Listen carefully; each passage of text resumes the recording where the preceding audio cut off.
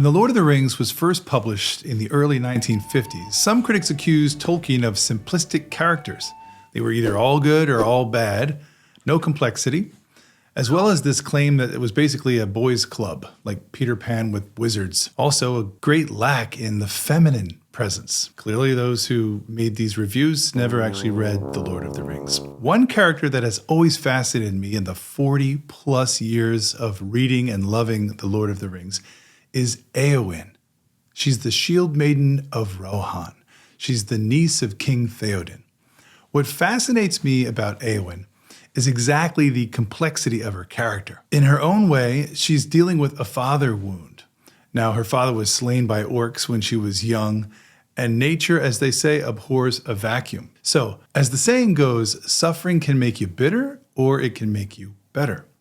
Unfortunately, Éowyn chose the former. Her femininity has become iced over by anger. In fact, she longs to become not herself woman, but a man, in fact, a warrior, and to die in battle, rather than suffer in a prison, really of her own mind. It certainly doesn't help that one of the masculine presences in her life is Wormtongue. That's a dead giveaway that this is not a nice guy. He's essentially a human leech, sucking the power and authority away from King Theoden, her uncle, and trying to draw away her own beauty and femininity with his lust.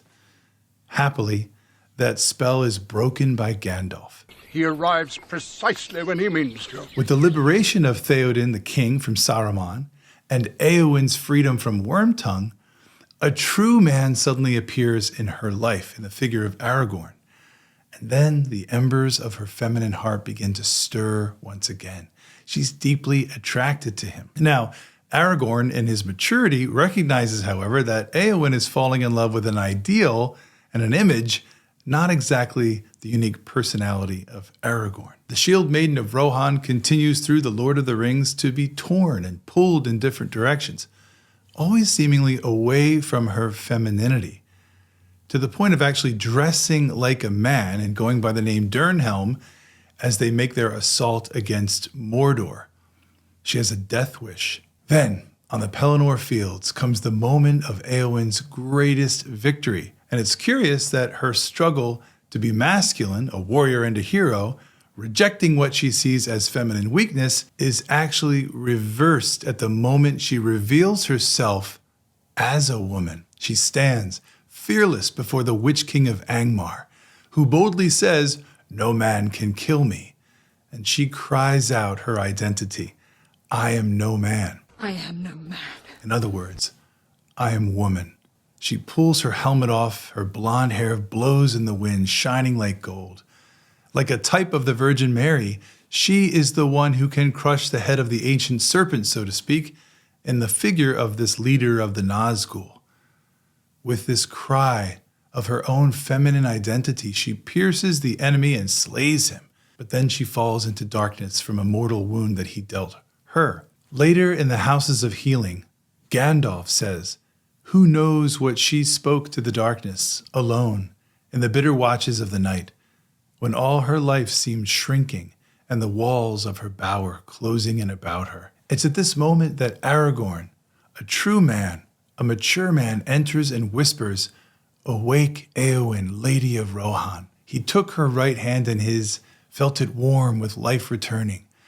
"Awake," he says, "the shadow is gone, and all darkness is washed clean." Then Aragorn curiously takes her hand and puts it in Éomer, her brother's hand, and he steps away. I love that his masculinity is deep with humility. He hands her over to her brother, knowing that that will be a better way for her to rise. "Call her," Aragorn says to Éomer, and he passed silently from the chamber. Later in the Houses of Healing, as Éowyn starts to recover, a new masculine figure comes in. This is one of my favorite characters in The Lord of the Rings, Faramir. He is the brother of Boromir.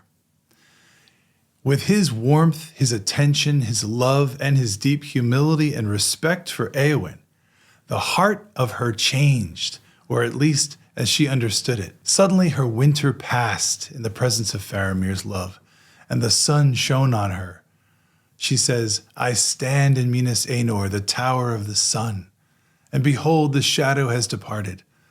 I will be a shield maiden no longer, nor ride with the great, nor take joy only in the songs of slaying. I will be a healer and love all things that grow and are not barren. So the return of life to Éowyn comes in her return to her femininity, the return to the fact that she is a garden, and the garden of her life will bring forth new life. And that's how the story ends. The shadow has passed.